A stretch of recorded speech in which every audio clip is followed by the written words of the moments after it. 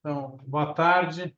Dando continuidade às nossas reuniões do Núcleo Avançado de Vascular e Endovascular do Hospital Sírio-Libanês, a gente hoje vai trazer um tema palpitante,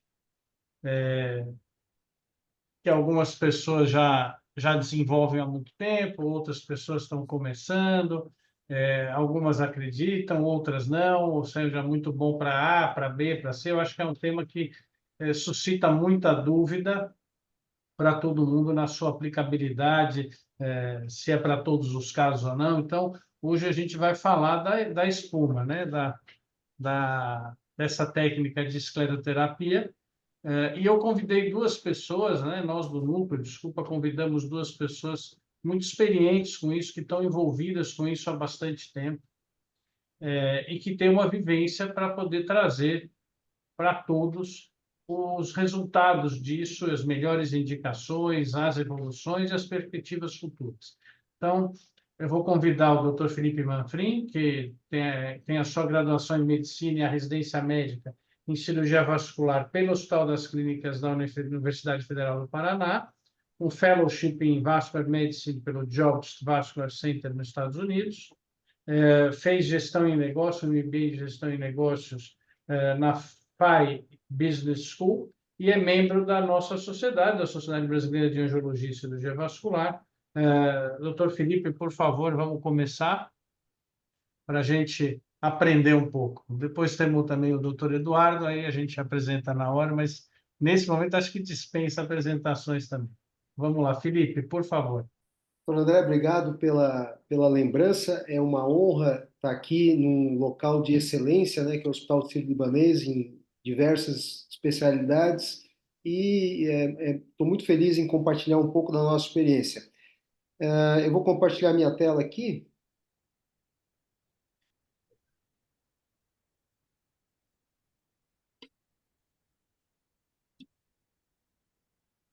Todos bem?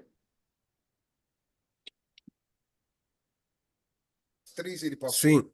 Certo. Bom, eu vou começar então falando um pouco sobre aqui as indicações, a técnica, indicações, perspectivas futuras. Eu vou concentrar a minha apresentação mais em CEAPs iniciais. Eu acredito que o doutor Eduardo vai concentrar nos CEAPs mais avançados.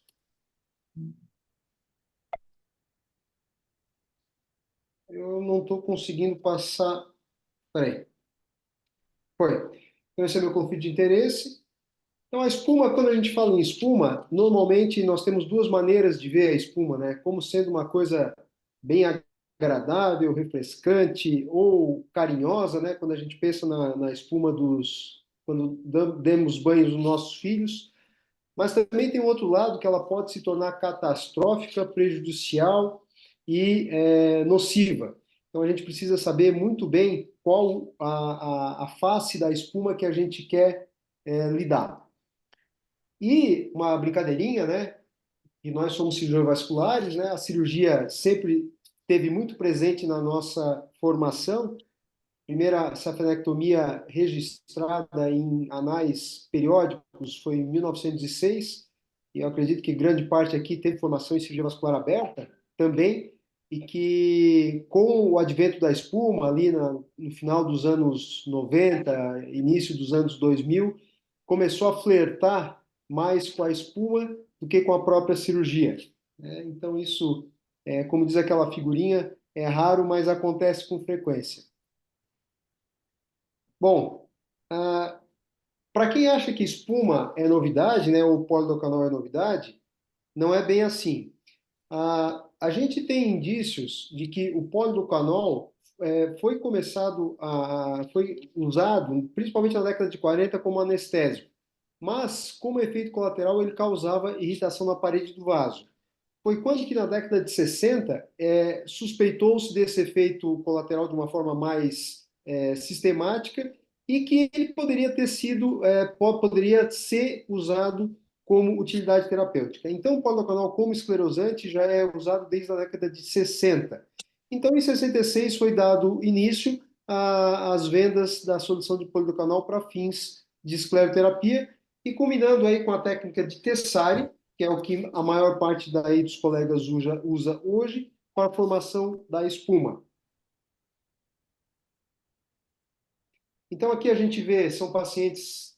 Esse aqui é um paciente dessa semana, inclusive, é um paciente de ambulatório SUS, que nos procurou com uma insuficiência gigante de safena. A safena dele tinha quase 30 milímetros, e a única opção viável para ele naquele momento seria o tratamento com espuma e com pressoterapia. Essa foto é uma foto dessa semana, tem mais ou menos 60 dias de evolução. O paciente, né, feliz, foi suspeito de algum processo vasculítico e tal, mas nós decidimos tratar, não tínhamos a biópsia à disposição, recursos limitados, nós decidimos tratar a insuficiência venosa dele e reabilitamos esse paciente de volta ao mercado de trabalho.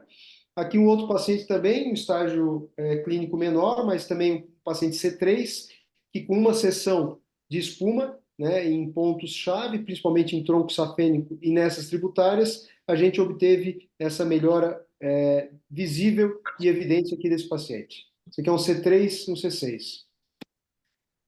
A gente tem outras indicações também, né? Paciente com recidiva de safanectomia, reticulares de face lateral, úlcera de perna em doente misto, nós fizemos a angioplastia de poplita nessa paciente e tratamos a insuficiência venosa dela e outras situações. Obviamente que a espuma também tem seus efeitos colaterais, né? Quem faz espuma de maneira consciente e correta, não simplesmente injeta a medicação e manda o paciente embora achando que está curado, precisa ter um acompanhamento. Muitas vezes os pacientes retornam várias vezes ao consultório para a gente drenar os escleros.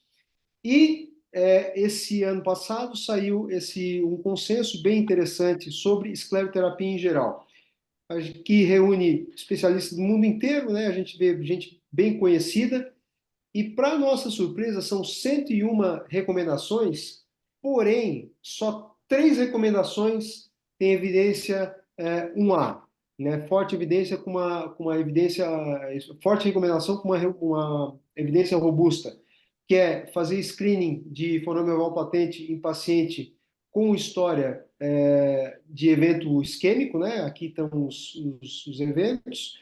Pacientes femininas têm que ser avisadas sobre os riscos de evento tromboembólico, principalmente quando estão fazendo terapia de reposição hormonal ou uso de anticoncepcional hormonal.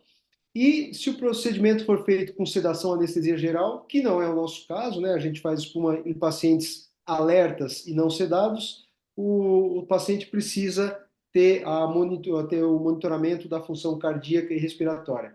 Então, de tudo que a gente conhece de espuma, só 3 indicações das 111 têm evidência 1A. Então, o que falam os guidelines? Esse de cima, essa primeira tabela, é o guideline do American Venous Forum, saiu ano passado, e que ele fala que para paciente com telangiectasia, agora a gente vai entrar nos graus menos avançados, é recomendado a escleroterapia com líquido ou espuma, uma forte recomendação com nível de evidência moderado. Já essa recomendação 40 é a recomendação do European Vascular and Vascular Society, saiu em 2022, é um paper bem conhecido, e que também, de uma forma inédita, é uma nova recomendação, porém, com uma forte recomendação, com uma evidência robusta, que ele fala que pacientes com veias reticulares e telangiectasias, o tratamento é recomendado, a escleroterapia é recomendada, porém, ele não é claro em dizer se essa escleroterapia para reticular ou telangiectasia pode ser feita com espuma ou líquido.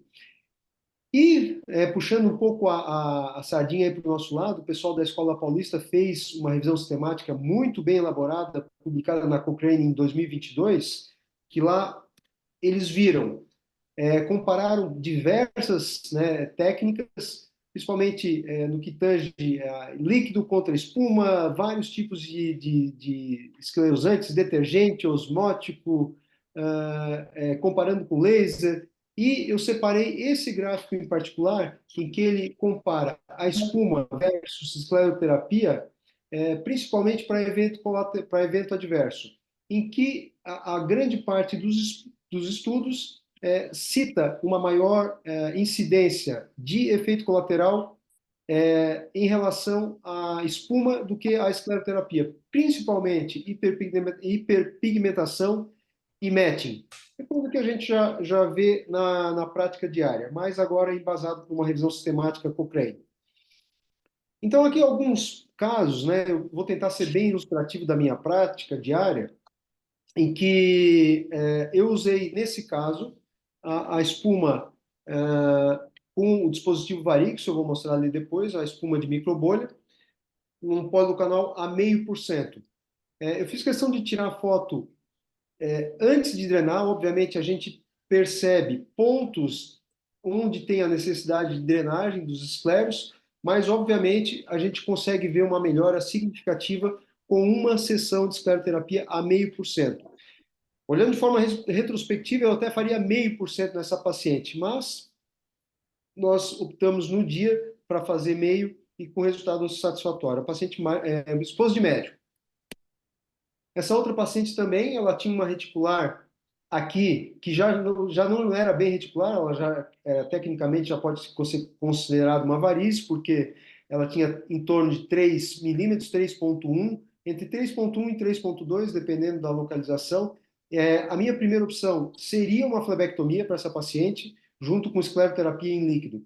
Ela não, com anestesia local. Ela não queria ser operada de forma nenhuma, ela tinha uma fobia à palavra cirurgia. Então, como segunda opção, nós indicamos escleroterapia com espuma, porque escleroterapia líquida provavelmente não teria um efeito nessa paciente. Então, nós fizemos a escleroterapia com espuma a 0,5%, usando o Varixio também, com a confecção de microbolha, e também foto pré-drenagem. Aqui a gente percebe, principalmente nessas veias mais superficiais, uma clara necessidade de drenagem, assim como nesse ponto que tinha essa pequena dilatação. Então, aqui alguns pacientes que também nós optamos pela espuma de microbolha. Essa paciente, à esquerda, ela tinha uma veia reticular bem grande, que já beirava o tamanho de uma veia varicosa, e essa aqui é o resultado de uma sessão com microbolha a 0,5. Aqui é uma professora de italiano que eu troquei parte do serviço por aulas de italiano com ela. Fiz um escambo.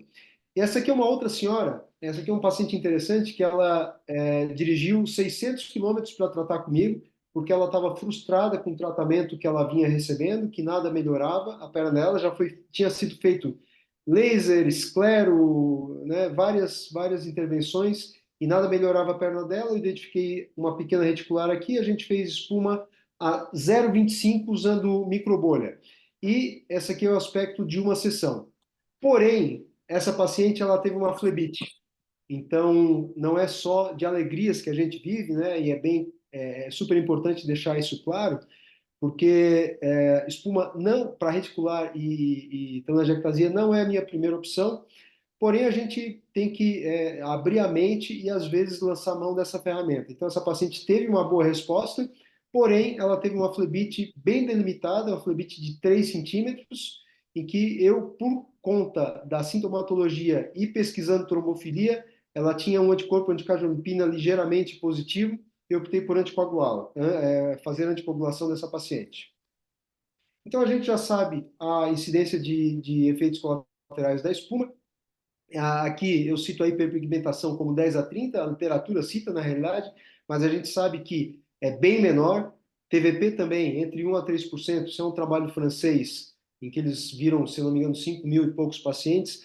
A gente vê bem menos TVP, e é importante frisar a diferença entre TVP e ecoesclerose, porque invariavelmente, às vezes, você vai fazer uma esclerose de uma veia perfurante ou de uma veia muscular, o que histologicamente e clinicamente é diferente de uma TVP.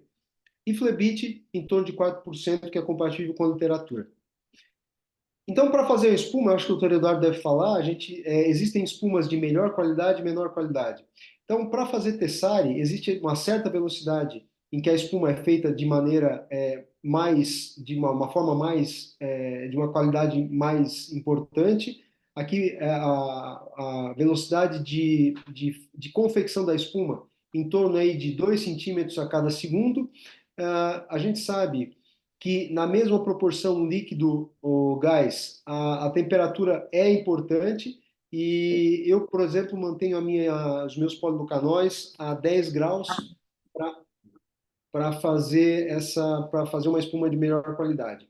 Então, por que que normalmente a espuma falha? A gente tem várias causas, né? Posição inadequada da punção, diâmetro superior, principalmente a 6 milímetros, compressão no pós ineficiente, volume desproporcional de espuma, concentração errada e degradação da espuma. Nisso a gente vê tipos de seringa, temperatura do esclerosante, tipo da agulha, tempo entre a confecção da espuma e a efetiva escleroterapia, contato com sangue. A gente sabe que quanto mais contato, quanto mais diluição tiver no sangue, pior é a espuma, mais ela é degradada pela albumina.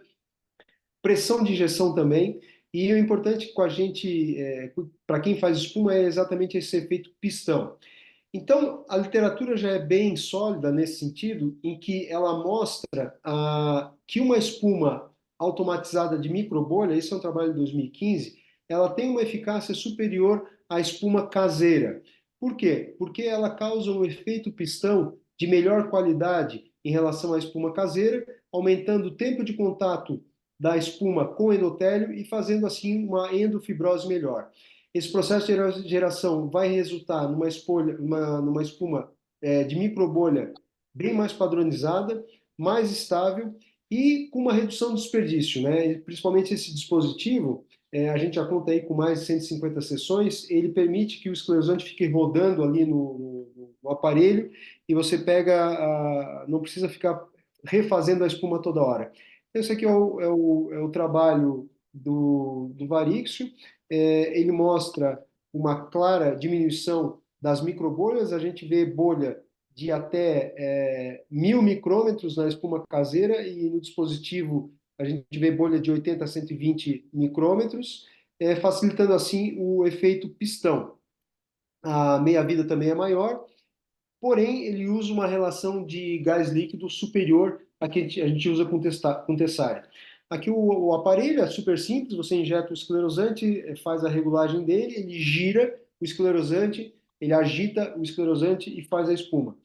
Isso faz com que a gente aumente a nossa aplicabilidade em relação aos tratamentos. Se com a espuma Tessária a gente tinha até certo ponto receio e resistência a fazer telangiectasia, hoje com a microbolha a gente consegue fazer um pouco de telangiectasia, lembrando que não é minha primeira opção, minha primeira indicação é a escleroterapia líquida, e veias maiores que 6 a gente também tem uma liberdade maior de tratar. E foi isso que esse autor, o Giovanni Alonghi, italiano, ele fez, eu acho que boa parte dos colegas conhece, que é a formação dele aqui no Brasil. Ele tratou 164 pacientes, umas veias safenas com uma média de 8,8 milímetros, ele usou a espuma de microbolha e teve uma recanalização parcial de 26,8% em 3 anos, que é um número bem legal. E desses 26, 80% desses pacientes eram obesos. Então, em conversa pessoal com ele, ele me contou que a recanalização, se retirasse os obesos do trabalho, teria sido muito menor.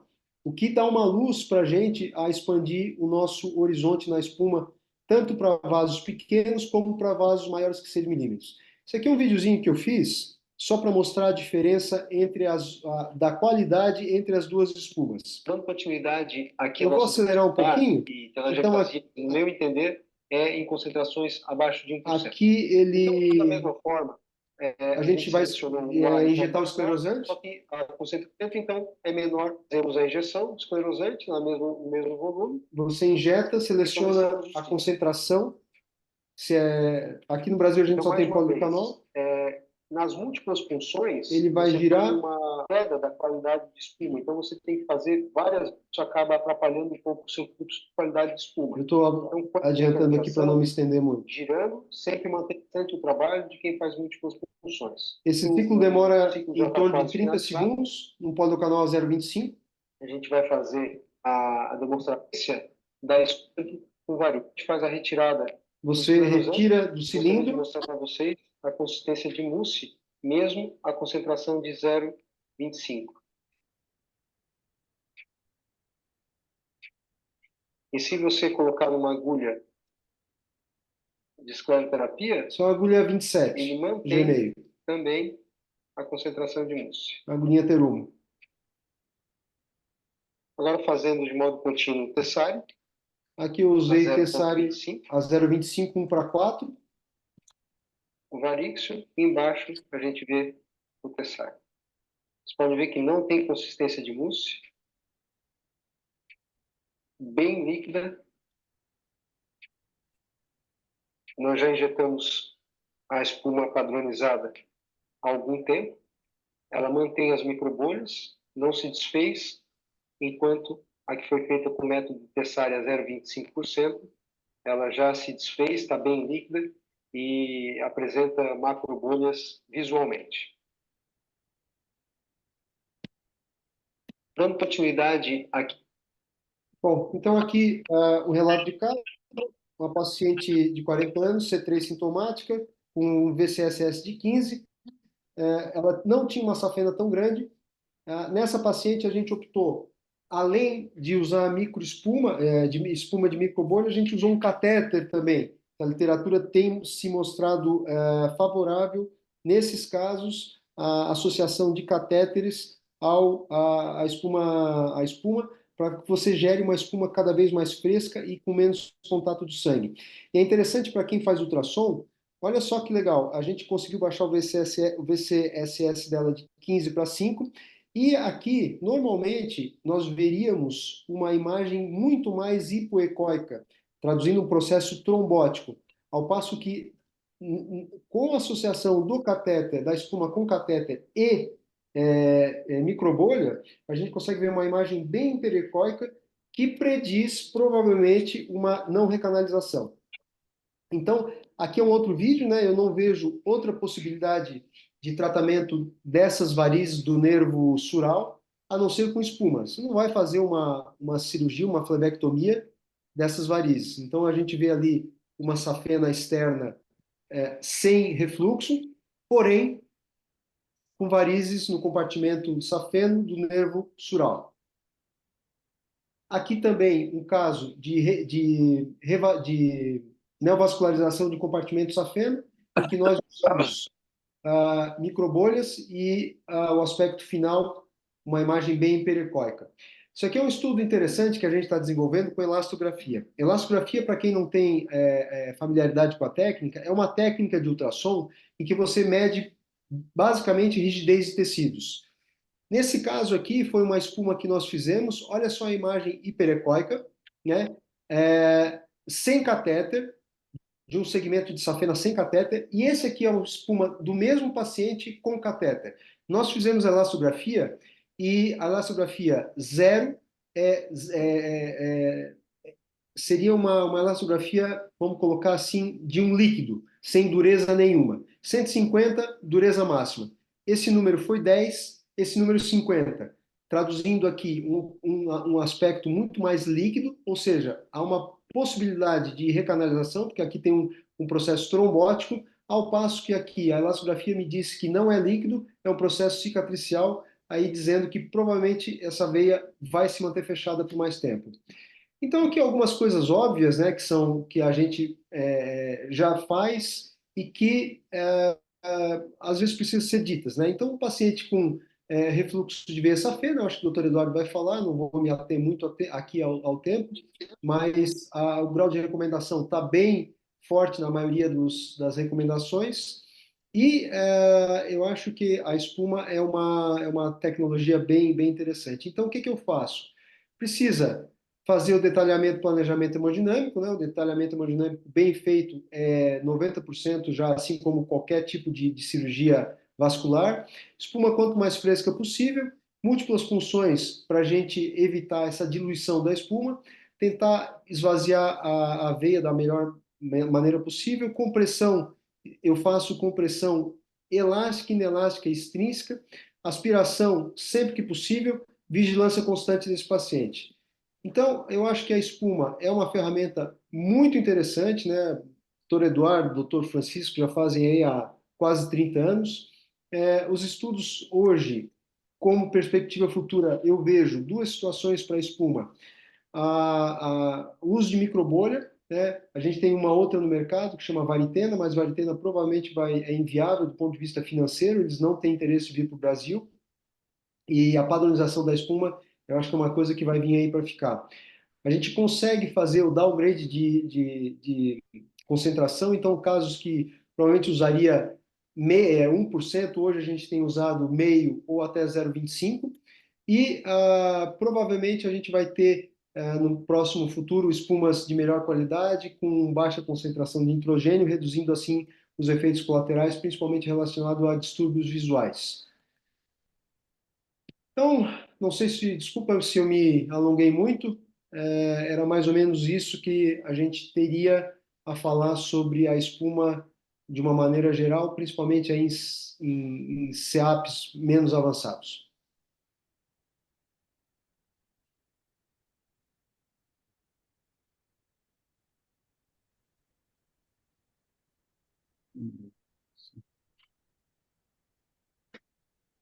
Alô? Walter, boa tarde. Oi, Felipe, tudo bem? Como vai? Tudo jóia? Joia. Bom, parabéns pela apresentação. Acho que o Eduardo vai apresentar também a experiência dele com espuma, né, Eduardo? Alô? Cadê o Dudu? Alô? O Eduardo está na sala? Eu não estou vendo ele aqui. Alô? Que inferno. Alô? Eu tinha essa. Oi, tá Ô, me ouvindo, Dudu, Walter? tudo bem? Estou Fala aí. sim. Você vai Não, eu apresentar. estava com o microfone desligado aqui. Ah, tá. Mas o que tinha sido combinado com o André é para eu falar também dos casos mais graves, né? Da Sim, experiência que a gente tem. Mas isso aí, eu não sei se algum comentário aí da audiência para a palestra do Felipe. deixa eu perguntar para o Felipe. Felipe, eu vi que você faz várias punções na safena, né? Acho que umas 4, 5 punções em todo o Sim. trajeto. Você injeta soro fisiológico para diminuir a quantidade para diluir o sangue que está na safena? A gente costuma fazer Não, doutor isso. Walter, não costumo. E você tem usado como é que chama? O Varíxio, né? Tá com bons Sim, resultados, né? eu Melhora tenho, bastante. eu tenho gostado bastante dos resultados. O senhor, desculpa, o senhor perguntou em relação a. Quando eu uso catéter, eu injeto soro. Quando A eu gente tenho usado. a gente tem um trabalho do HC que é com catéter longo e tumescência, tá? No compartimento safênico, que é da Georgette, né? É a tese de doutoramento dela, né? Isso, teve uma melhora razoável, não foi. Depois de 6 meses, oclusão total e oclusão parcial ganhou do catéter curto, mas eu estava esperando um resultado um pouco melhor em termos de catéter longo para a safena. O senhor sabe que tem um trabalho muito bom, ele compara, ele dá mais ou menos uma diferença de 20% com catéter e sem catéter. Bem menos efeitos colaterais. Ele dá uma média de 80 para com catéter em 3 anos. Com catéter, 80, sem catéter, 60, em 3 anos de oclusão. E o grande problema realmente é o diâmetro da safena, né? Acima de 6 milímetros, acaba tendo uma taxa de recanalização muito alta em um ano, né? Maior. E eu gosto, eu tenho usado nessas veias muito grandes, a gente tem usado, além do catéter, que faz um espasmo e entrega uma espuma mais fresca, eu tenho usado tumescência com adrenalina. Sim, o trabalho da Georgette era assim, tinha Era com tumescência. adrenalina também. É. Vamos ouvir agora o Eduardo. Eduardo professor associado, era professor associado da Faculdade de Medicina da USP, né, Eduardo? Ele é livre docente, ele é diretor da clínica Espaço, como é que é? Espaço Vascular, né, Dudu? Espaço Vascular, né? E acabou de ter um curso, que é um curso muito interessante de espuma, que chama Ablab, né, que ele dá todo ano, que ele sempre me convida, eu acho que por educação. Vai, Dudu, mostra aí a sua experiência. Obrigado, Opa, hein, por vamos lá. participar.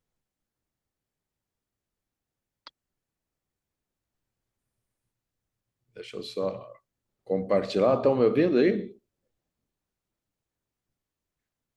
Sim, sim. Vai. Aqui.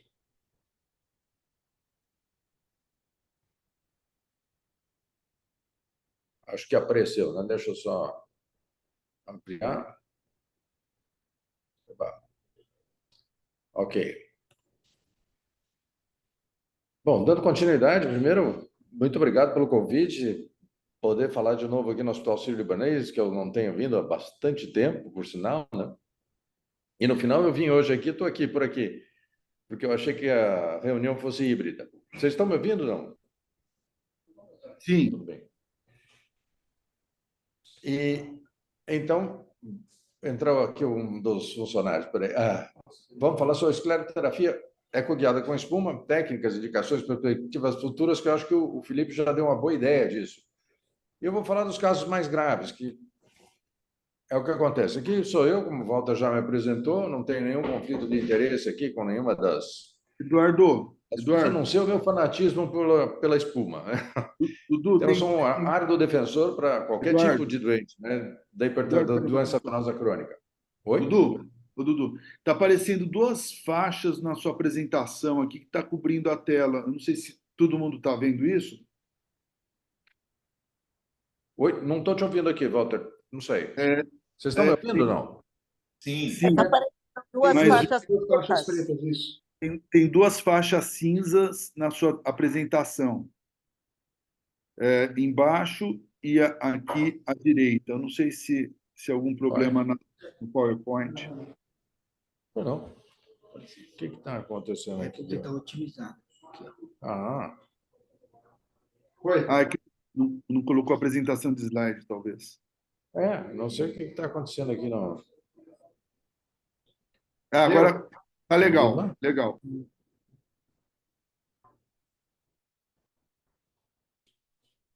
Agora está ok com eles. Veja aí, Walter, está dando para ver bem? Agora tá ótimo. E o áudio também? Sim, Oi? tá ótima a apresentação agora. Não, então, ok. Então, como todo mundo sabe, está aí a prevalência, né? Um grande problema, não só da doença venosa crônica, mas também um problema social. Um número muito grande de doentes, só de ferida aberta, quase 1% da população brasileira, o que daria quase 3 milhões de doentes aí para serem tratados. Então, a importância de um método fácil, rápido, né? Opa! Ai, caramba, não está passando aqui. O que está acontecendo aqui? Foi. Então, uma das coisas é que o tempo de cicatrização dessas feridas é longo, né? Então, geralmente de 3 a 6 meses, mas às vezes até um ano. E o uso só da compressão frequentemente provoca um alto índice de recidivas, também num curto período de tempo, em um ano. Então, a associação de métodos, quer dizer, tratar a doença venosa crônica e a ferida com um tratamento específico para a ferida seria o ideal, né? Então, é isso que nós tentamos aqui, ver se a escleroterapia ecoguiada com espuma, somente, sem nenhum outro tratamento associado, era adequada para o tratamento desses doentes, né? Então, o trabalho que nós fizemos aqui foi esse. O estudo retrospectivo dos nossos doentes. Nessa época, a espuma apenas homemade, como se chama, né? Não havia nenhuma máquina para preparação da espuma, concentração sempre aos 3%. E um problema aqui que eu chamo a atenção, que é o volume. Eu sempre usei volumes mais altos do que o que se recomenda aí pelos guidelines. São 10 a 15 ml por membro do doente. Então, às vezes, 20 ml num doente, tratando as duas pernas simultaneamente, né? E 2 a 3 sessões são necessárias para o tratamento desses doentes. Então, a técnica também é um pouquinho diferente do que o Felipe apresentou, uma maneira mais simples, quer dizer, a punção direta da safena e a injeção direta no local e acompanhamento de onde foi. Se necessário, uma punção mais distal ou mais proximal, se por acaso não foi tudo plenamente, as veias não foram plenamente cheias. Então, aí a casuística. são 219 doentes com ferida de perna, média de idade de 60 anos. O interessante é que na nossa população, assim, teve gente com entre os 20 e os 30 anos com ferida de perna, né? Quer dizer, muito jovens, né? E o que chama atenção, a idade desses doentes, né, 60 anos, e a maior parte deles aí, praticamente quase 70%, ou 66%, 67%, com doenças associadas e um alto risco cardiovascular. Então, o ideal é que o tratamento desses doentes seja de menor morbidade possível, de menor agressão possível. Então, assim, desculpe, 57%, quase 60%, não 70%. Então, uma das coisas que nos chamou de história de ferida, aquela história que vem com a ferida durante vários anos, abre e fecha, e a possibilidade de cicatrização. Me deu a impressão de quanto mais longo esse tempo, mais difícil a cicatrização da ferida. Então, fizemos um método aí para tentar achar um ponto de corte através da curva ROC, né? E a análise da área abaixo da curva, quer dizer, o índice que nós encontramos não foi muito assim potente, digamos assim. Não dá para afirmar isso com tanta certeza, que seriam 7,5 anos, e daí para frente o doente tem maior dificuldade para cicatrizar. Em todo caso, foi altamente significativo. O doente com menos tempo de história cicatrizava com mais facilidade, e os doentes com mais tempo de história demoravam mais tempo ou não cicatrizar, né? Então, o que aconteceu? Nós conseguimos cicatrizar 78% das nossas feridas, 22% delas não foram cicatrizadas. E aí está um exemplo, por exemplo, essa surpreendente, uma ferida feia, né? São duas feridas de face medial e anterior de perna, um aneurisma de veia safena aí, praticamente 20 milímetros ali de veia safena ou mais até. E um mês depois, a ferida totalmente cicatrizada, e 2 anos depois continuava cicatrizada, com a doente perfeitamente satisfeita, apesar dessa mancha na pele, mas uma perna confortável que permitia o seu trabalho habitual. Essa outra doente, em comparação, né, também uma ferida feia, complicada, com linfedema associado, pelo menos na região ali da ferida, né? 2 anos para cicatrizar completamente. No nosso trabalho, ela foi dada como não cicatrizada, mas ela voltou porque ela desapareceu com 1 ano de acompanhamento. Mas 2 anos depois ela voltou e a ferida estava completamente cicatrizada. Então, aí que está. Tempo de cicatrização dessas feridas, 6 meses, mais ou menos, foi a nossa experiência, e a de outros na literatura. O Cabreira divide aí em insuficiência primária de longa duração ou de curta duração, insuficiência secundária de longa e de curta duração. Quer dizer, se a insuficiência secundária e de longa duração, a coisa é mais difícil. Está muito baixo. Ainda. Está muito baixo, doutor. Oi? Não entendi? Acho que estão falando para você falar mais perto do microfone. Está muito baixo, doutor. Estou bem perto aqui. Está melhor assim? Muito então, baixo. Tá aqui. Em 2017, a coisa parece que continua a mesma. 6 meses o tempo de demora para cicatrização, para cicatrizar 80% das feridas. Nem todas são cicatrizadas nesse tempo. Está melhor? Está melhor, tá ótimo, Dudu. Então, agora, para tentar cicatrizar mais rápido essas feridas, nós usamos um artifício, que é esse enxerto de pele feito com ponte de biópsia de pele, né? Então, a ferida daquele tamanho, demorando a cicatrizar, a doente difícil de aderir ao tratamento todo. Então, nós fizemos esse negócio, pequenas biópsias de pele na região da coxa e semeamos esses pequenos fragmentos de pele pela ferida. 1 mês depois já estava assim e já está completamente cicatrizada, né? Levou 1 mês e 10 dias, mais ou menos, para cicatrizar completamente. Um outro grande problema desses doentes, né, que são essas feridas que só a compressão não fecha, a gente trata a doença venosa também, não fecha, e muitos têm anquilose de tornozelo. Então, esse é um videozinho do Dr. Fernando Vega, em que ele utiliza uma cirurgia que eu achei uma coisa muito interessante, que é a secção do tendão do nervo gastrocnêmico. Então, estão vendo? Ele tem 3 graus de flexão de tornozelo, máximo, né? Vamos deixar seguir um pouquinho esse vídeo.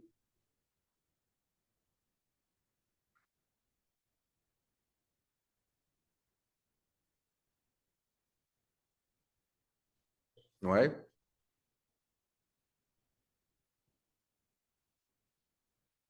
Não, está indo. E aí, uma pequena incisão na área de inserção do músculo gastrocnêmio e a secção do tendão interno do gastrocnêmio.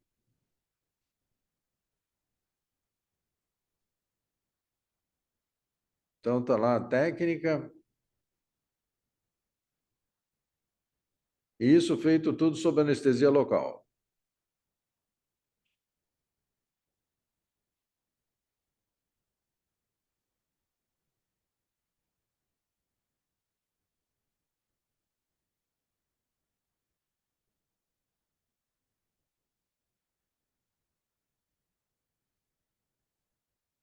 O tendão sendo seccionado.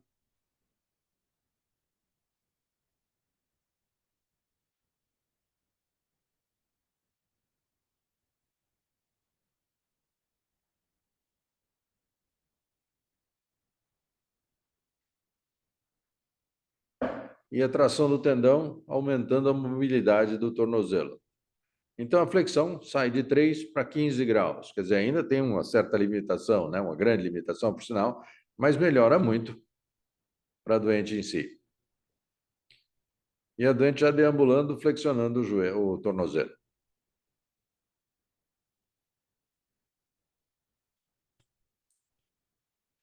E aí os nossos resultados a longo prazo. A longo prazo quer dizer em 5 anos, né? Então, só tratando com a escleroterapia, dos doentes que cicatrizaram, 67% deles permaneciam cicatrizados após 5 anos, né? O que mais ou menos bate com o restante da literatura. Mas se a gente acompanhar de perto e tratar o menor sinal de qualquer coisa, quer dizer, varizes começam a reaparecer e a gente trata, é possível chegar a 92% das pernas cicatrizadas. Então, conclusão, né? É uma ferida que afeta todos os grupos etários, no nosso meio principalmente. A maioria dos pacientes tem doença associada que implica em risco de tratamento cardiovascular agudo, de evento cardiovascular agudo, quer dizer, o tempo de cicatrização é longo, a recidiva é alta aos 5 anos, a escleroterapia com espuma associada à terapia de compressão tem um efeito similar à cirurgia ou à ablação térmica ou qualquer outro, e a vigilância do paciente é fundamental para manter o resultado. Eu acho que era isso que eu tinha para mostrar rapidamente aqui, alguma coisa da minha experiência. Muito obrigado pela sua atenção e vamos voltar à discussão.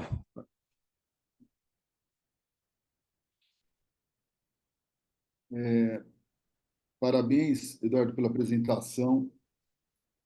Eu lembro que há uns 15 anos, mais ou menos 15, um pouco mais, era quase proibitivo da gente falar de espuma quando começou, né? O risco do procedimento era altíssimo, né? Diziam, e a gente achava mesmo. E você vê que é uma técnica muito útil, né? Tanto para casos até de estética, até casos mais graves, né? Você consegue tratar o paciente e sempre conhecendo as possibilidades de complicação, como qualquer procedimento, né? Pode manchar, pode dar flebite, pode dar trombose, mas a cirurgia também dá trombose, né? E do ponto de vista assim para úlcera venosa, a minha tese de doutorado foi com úlcera venosa. Foi super bem, teve o mesmo resultado que a cirurgia, a escleroterapia com espuma para tratamento de úlcera venosa. E eu acho que é uma técnica que e a evolução que está tendo, né? O Felipe mostrou aí esse aparelho, o Varixio, que parece que é interessante. O Varixio é um pouco caro, né? Aqui no Brasil tem uma startup aí que está produzindo um que provavelmente vai ter um preço mais adequado no mercado. E a técnica tem melhorado. E vocês não falaram do MoCA, né, que é a associação da lesão endotelial com a espuma de polidocanol, né, que também é uma coisa que acaba tendo resultados mais eficientes quanto à taxa de oclusão da safena, né? Posso dar um pitaco aí nesse seu comentário? Lógico. É o seguinte, não.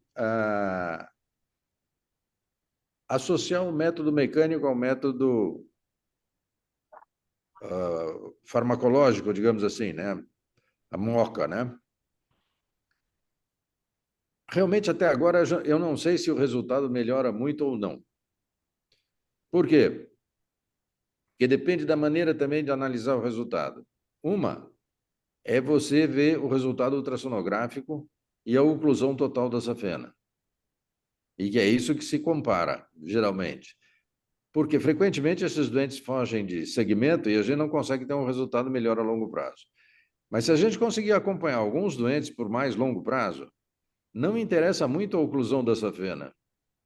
O doente permanece sem doença venosa ou sem manifestação da doença venosa e bem clinicamente, quer dizer, sem cicatrices visíveis, sem queixas, nada, por um longo tempo.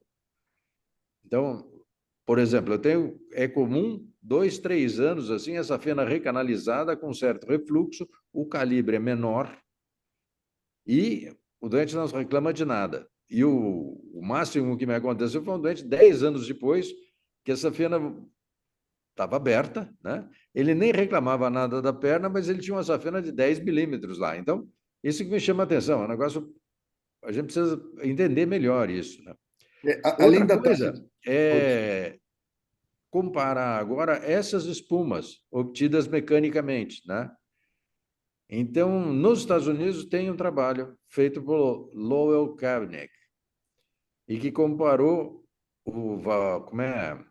a varitena com a ablação térmica por laser. Ele é um fã do laser, né? Saiu agora esse mês, né? Esse mês passado, alguma coisa no Journal. Saiu há pouco tempo, muito pouco Foi. tempo. E parece não haver diferença. Mas aí é a vantagem de usar esses métodos, né? O Varíxio ou o Varitena, que já vem industrializado, ou agora tem até o Fulmer do Cabreira, né? Que é uma outra máquina também fazendo que é possível preparar essa microespuma com gases fisiológicos, né?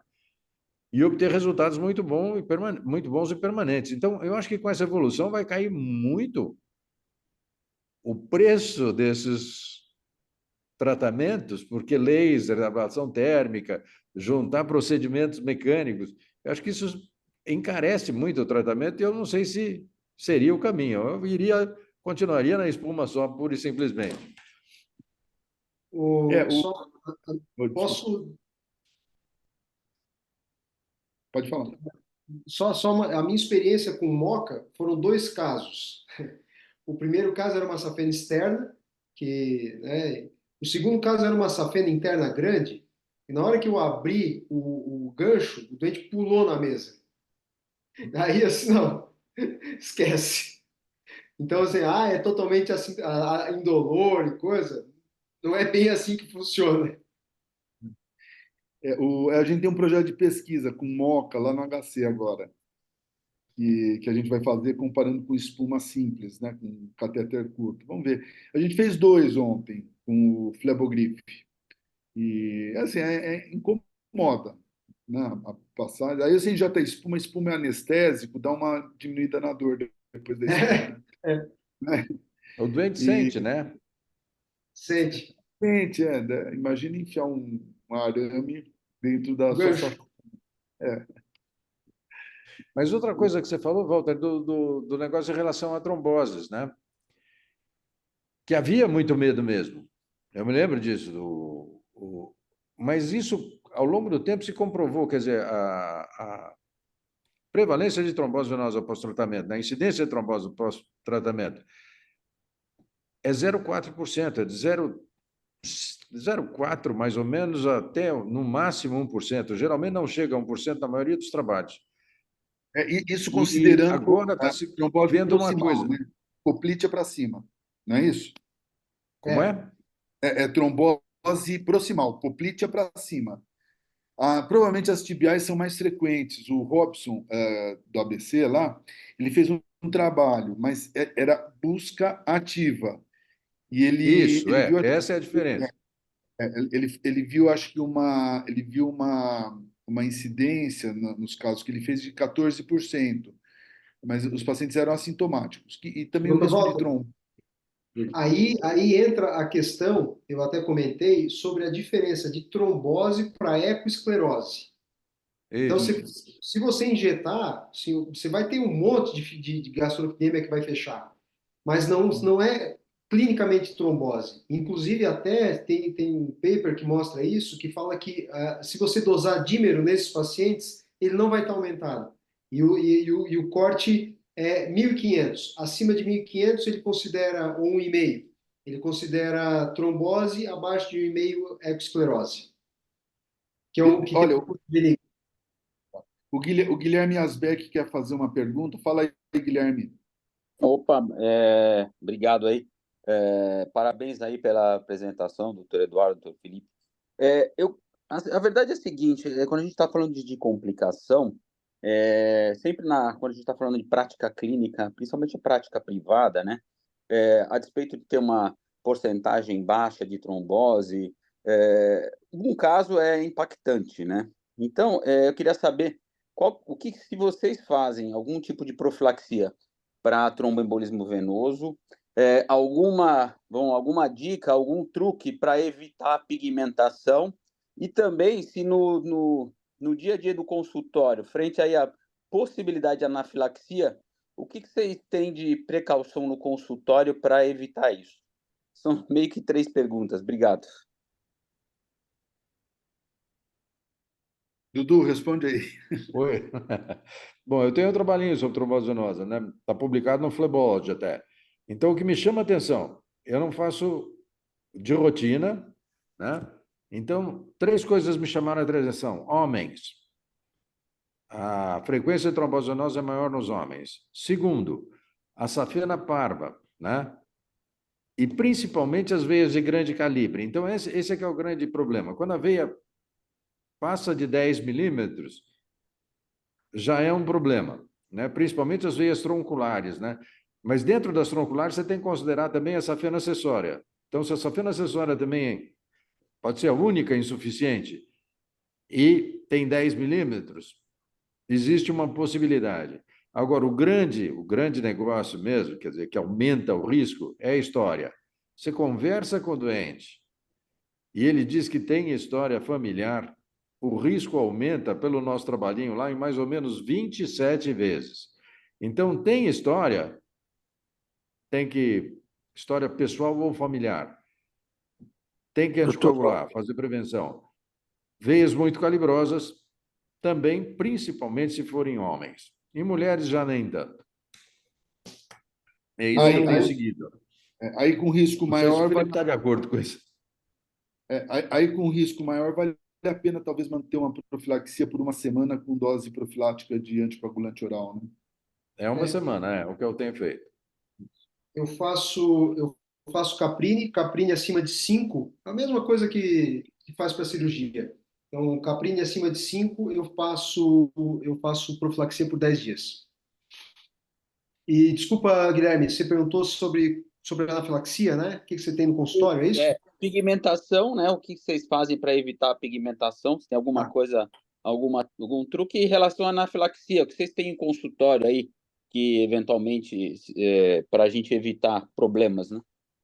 Bom, a pigmentação é inerente ao método, né? Infelizmente, quanto mais superficial, o que pigmenta é o sangue. Então, quanto antes você tirar o sangue, melhor. Vai ter que drenar. Tem doente que vai no consultório a cada 10 dias para drenar, principalmente aquelas veias gigantes, para a gente drenar, porque tem veia. E normalmente, assim, às vezes você faz uma espuma 6 meses depois, mas a gente aparece para fazer esclero e aí, eventualmente, ainda aparece coisa para drenar. Então, drenagem, quanto mais drenar, menos pigmentação vai ter. Outra coisa, se você está pensando em usar 0,5, usa 0,2. Se pensou em usar 0,2, usa 0,1, que daí a chance de pigmentação é menor. E eu tenho no meu consultório eu equiparei um hospital, então eu tenho toda a estrutura de medicação, de suporte ventilatório, suporte cardíaco.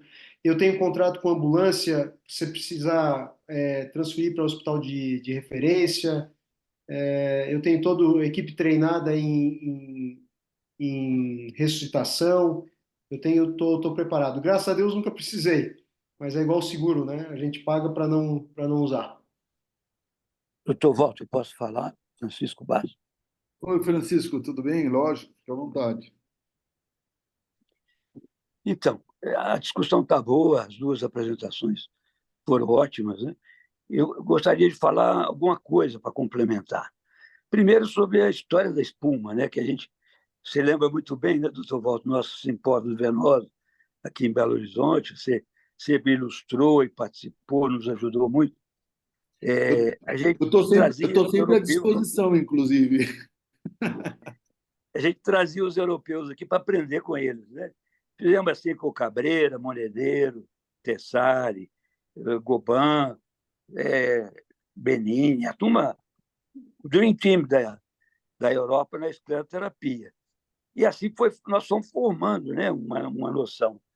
Eu era um cirurgião, estava posto em sossego, já tinha feito 20 mil cirurgias de varizes e gostava, porque a cirurgia brasileira é muito boa, meus resultados eram bons. Mas tinham aqueles casos dramáticos, né, que o Eduardo apresentou aí, de úlcera, assim, pós-flebite, complicados, que a gente não conseguia fazer nada de cirurgia. Então, comecei a fazer espuma, e é isso que eu caí tremendamente apaixonado pela espuma. Eu comungo com o Eduardo essa paixão pela espuma. E aí eu comecei a fazer coisa que eu não fazia com a cirurgia. Então, comecei a fazer muito. Fiz muita escleroterapia. Nosso grupo aqui já está chegando a umas 30 mil sessões de escleroterapia. No começo, o pessoal ficava fazendo muito medo para a gente. Fazendo medo, que a gente devia fazer, porque tinha trombose, tinha isso, tinha aquilo. A gente ficava com medo mesmo, né? A gente não tinha experiência. Eu tinha um anestesista e ela atendia o consultório dele ao meu lado. Eu falei, eu estou tranquilo aqui. Aqui tem todos esses aparelhos que o Felipe falou, ele tinha na sala dele para ressuscitação, para tudo. Nunca chamei ele para um caso nosso de escleroterapia, porque realmente a escleroterapia com espuma é segura, eficiente, não tem urgência, complicação, não tem nada disso, né? Então, eu acho que a gente tem que estar prevenido. Pode acontecer. Eu ficava com medo muito dos adversários da espuma, Walter. Eles chegavam e falavam assim, um doente meu atravessava, meu consultório em frente ao Hospital das Clínicas, minha origem da faculdade, eu fiquei 10 anos lá, e aí ficava com medo do meu paciente ser atropelado naquela avenida, que passa muito ônibus lá, né? E podia ser atropelado o ônibus e os meus inimigos iam dizer assim, fez espuma e foi atropelado por ônibus. Nunca aconteceu isso, né? Ainda bem que não aconteceu. E aí eu fui perdendo medo. O pessoal falava de trombose. Esse é assunto muito interessante. O Eduardo falou, o Felipe também. A questão da trombose é que nós temos que entender, é muito importante a gente entender que 10 a 15% da população é trombofílico. Aquele trabalho que o Eduardo citou é do meu amigo Jean-Jérôme Gex. Ele fez 5 mil sessões de escleroterapia lá na França. É multicêntrico, vários colegas participaram. Ele viu que era 0,5%. Mas eu acho que não está correta essa pesquisa dele. Eu não acredito, porque isso que o Robson está fazendo, de procurar casos que não têm sintomatologia nenhuma, vai encontrar muito mais. Se a gente tem 10% trombofílico, a gente deveria ter muito mais, a cirurgia também muito mais. Qualquer dos métodos que a gente for fazer o controle da insuficiência venosa crônica, tem esse talento para ter 10 a 15% de eles são trombofílicos. Qualquer evento, até uma febre, uma desidratação, um período paralisado, paciente internado, quantos por cento? Você tem 20% de trombose venosa profunda, pegando todas as causas de todas as doenças, está dentro do hospital. Então, esse negócio da trombose, nós temos muito mais, só que elas são muito poucas. E o professor Kurosh Passi, ele chamou a atenção uma coisa muito interessante. Francisco, eu falava muito do esclerose. O pessoal ficava falando de trombo. Eu aprendi com o Frederic Van, lá na França, que, na verdade, não era trombose, era o esclerose. O esclero é diferente de um trombo. E eu achei que eu estava sabendo de tudo. Né? O Kurosh Passi, da Austrália, fez a pesquisa dele, falou, olha, Francisco, a gente não tem trombose, a gente tem trombose e tem esclerose. Quando você joga a espuma dentro da veia, até o momento em que a albumina não neutralizou o polidocanol, que isso é uma coisa quase que imediata, que ocorre para a nossa tranquilidade, é da faixa de 20 centímetros, 20 e poucos centímetros, não passa disso o efeito do polidocanol, a albumina funciona mesmo. Mas ele falou, olha, a gente vai gerar um esclerotrombo. Se você tiver mais esclerose, parabéns, você vai ter mais cicatriz. Se você tiver trombo, vai recanalizar. Então, se você acha que fechou a safena e ali tem um trombo, vai recanalizar. Se você acha e tiver certeza que você fez ali foi um esclerose, você vai ter o êxito total, aquela safena ficará fechada.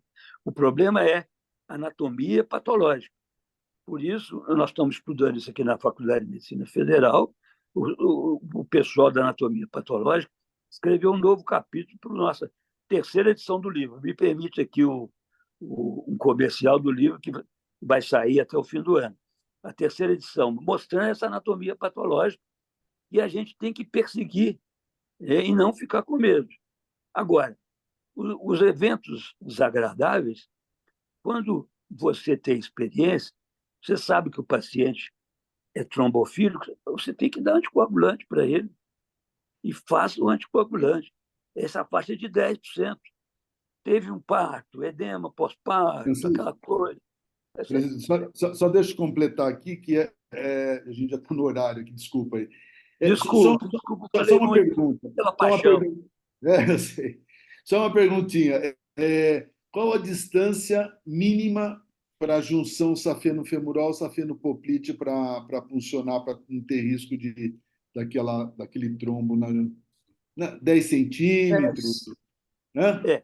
10, Não, tá já. Pessoal, desculpa. O que o Kurosh fez em ânima nobile é de 20 a 25 centímetros. Porque até aí você tem efeito do álcool, que é do polidocanol. Além disso, a albumina neutraliza tudo. Eu acho que essa albumina é característica do ser humano, adora um álcool, viu? Bom, então o próximo congresso, todo mundo lá com o Francisco Reis Bastos, lá tem pinga em Minas, nós vamos lá, Francisco. Não. Congresso de Foz do Iguaçu, teremos um curso pré-congresso com o professor Mário Zica. Convido todo mundo. Legal. Bom, pessoal, desculpa, a gente tem que encerrar porque tem limite de tempo aqui nessa plataforma do Círio. Obrigado a todos. Olha, essa aula fica gravada no Nave, que é uma plataforma do YouTube, que a gente consegue ver as aulas anteriores, tá bom? Muito obrigado, Eduardo, Felipe, Francisco e todos que da plateia. Um abração. Tchau, tchau. Muito obrigado.